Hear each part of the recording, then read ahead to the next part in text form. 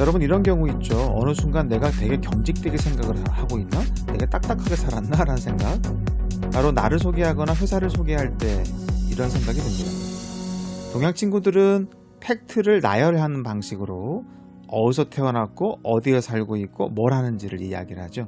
서양 친구들은 그 대신 반대로 뭘 좋아하고 뭘 잘하고 뭘 추구하는지를 이야기를 합니다. 다 그렇진 않겠으나 어쩌면 연상되는 키워드를 통해서 자기가 잘하고 좋아하고 추구하는 것을 말하는 게 훨씬 더 유리하지 않을까라는 생각을 하게 됩니다. 이번 시간에는 남과 다른 나로 승부하는 법으로 연상 키워드로 나를 소개하는, 발표하는 법을 알아보려고 합니다. 키워드 연상이란 결국 핵심 단어, 이 단어가 나를 소개하고 나를 연상할 수 있다면 그것만큼 좋은 건 없겠죠. 나를 소개해 주세요, 회사를 소개해 주세요 했을 때 우리는 되게 경직됩니다. 똑같아 보이지 않을까 하면서도 사실은 똑같이 발표를 많이 하게 되죠. 염두에 둬야 할, 기억해야 할 게 있습니다. 나는 너가 아니다라는 거죠. 그러니까 나는 나예요. 내가 부족하더라도, 내가 모자라더라도, 내가 넘치더라도 남과 나는 분명히 다르다라는 거죠. 그래서 작은 회사도 부족한 나도 분명히 자랑할 거리와 차별된 부분이 있을 거다라는 거죠. 그래서 그거를 집중해서 이야기하는 게 맞습니다. 다만 내 속에 나도 너무 많아요. 수많은 내가 있기 때문에 이 수많은 나 중에서 무엇을 선택해서 어떤 단어들로 이야기할 것인가는 되게 중요합니다. 많이 들었던 OST가 있습니다. 위대한 쇼맨의 This is me입니다. 한번 여러분들에게 추천드리는데요. 이게 나야. 내가 부족해도, 내가 모자라도 어때? 이게 난 걸. 난 당당해야 돼. 나는 존엄하게, 자존감 있게 살아야 돼. 라는 식의 단어들이 등장합니다. 매우 좋은 가사이고 구성도 아주 훌륭합니다. 그렇다면 나는 어떤 단어로 이루어져 있을까? 한번 따져보세요. 나는 차분해.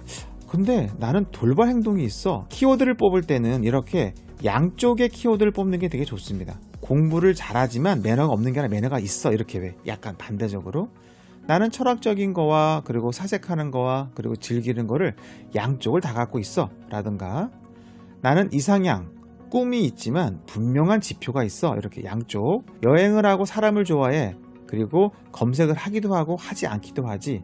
함께하는 것도 좋아하지만 나 혼자도 애정을 갖고 있어. 나를 사랑하니까 기쁨을 추구해. 이런 식으로 양쪽의 키워드를 갖고 있으면 훨씬 더 대립각을 세우면서 재미도 느껴지게 됩니다. 예를 들어 저 같은 경우를 한번 해보면 이성적 감성, 감성적 이성을 갖고 있다는 얘기를 많이 합니다. 그래서 선택적으로 직관과 효율을 자유롭게 조율을 한다라는 얘기를 많이 해서 저 또한 이거를 장점으로 갖고 있습니다. 직관이 필요할 때는 직관을, 그리고 효율이 필요할 때는 효율을 주장해서 그것들을 논리로 펼쳐나가는 거죠. 두 번째, 흘러가는 것을 좋아하기도 하고요. 그러니까 몸에 맡기는 거죠. 상황을. 또는 아주 주도 면밀하게 내가 치고 들어가거나 세밀하게 하는 경우도 있습니다. 아쉬운 건 너무 과몰입하게 되면 남의 말을 듣지 않거나 또 과몰입이 좋은 거는 동물이나 사람에 대한 애정이 넘친다라는 것도 있습니다. 이렇게 장점, 단점 또는 양쪽의 단어들을 가지고 This is me, 나는 나다 라고 이야기를 한번 해봅니다. 도출된 키워드를 조금 더 다듬어야 되겠죠. 그래서 내가 봤던 영화, 내가 봤던 책, 내가 의미 있게 떠오르는 모토, 상징, 신념, 문구, 시 이런 것들을 어떻게든 떠올려 보세요. 여러분 안목지에서. 그래서 그것들을 표출하는 거죠.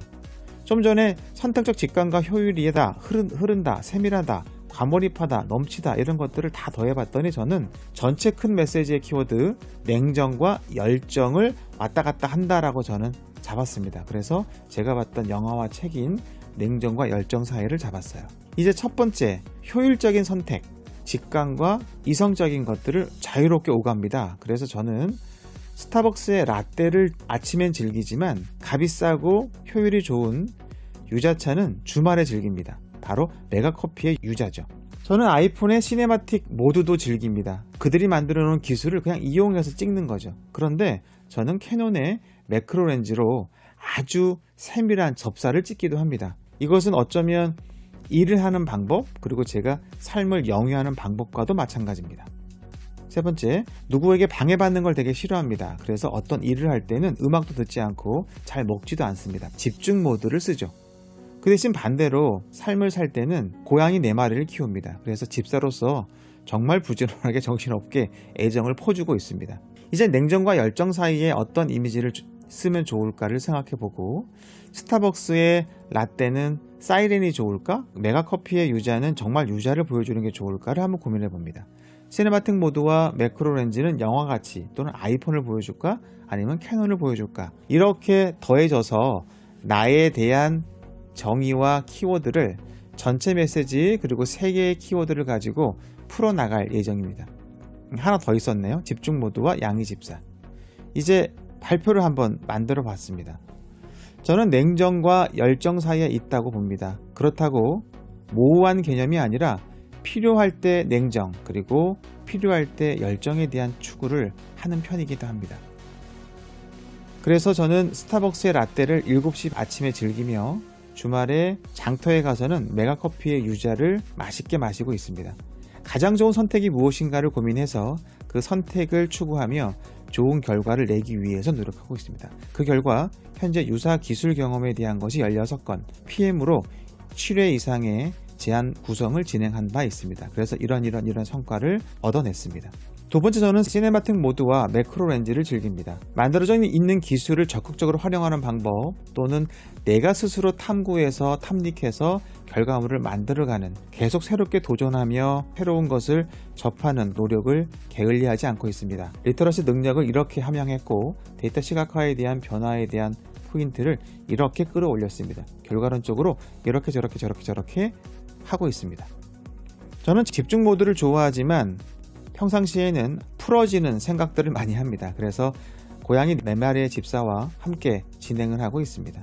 전 그래서 일과 생활에 대한 균형을 적극적으로 도입을 하고 있습니다. 비즈니스 플랜을 이렇게 진행하고 있으며 개인 역량에 대한 기회도 1년 플랜으로 이렇게 끌어올리고 있습니다. 저와 함께 한다면 이 3가지의 능력을 적극적으로 발휘해서 이런 성과를 거두겠습니다. 감사합니다. 정답은 없습니다. 그러나 여러분이 스스로 생각하고 있는 나를 한번 수면 위로 띄워 올려서 그 단어들 중에서 진짜로 나를 연상할 수 있는 연상 키워드가 무엇인지를 고민해 보고, 그 연상 키워드를 다시 내가 보고 느꼈던 그리고 읽었던 행동했던 많은 것들의 안목지에서 타인에게 나를 소개하는 설득력 있는 키워드로 한번 만들어 보시기 바랍니다. 감사합니다.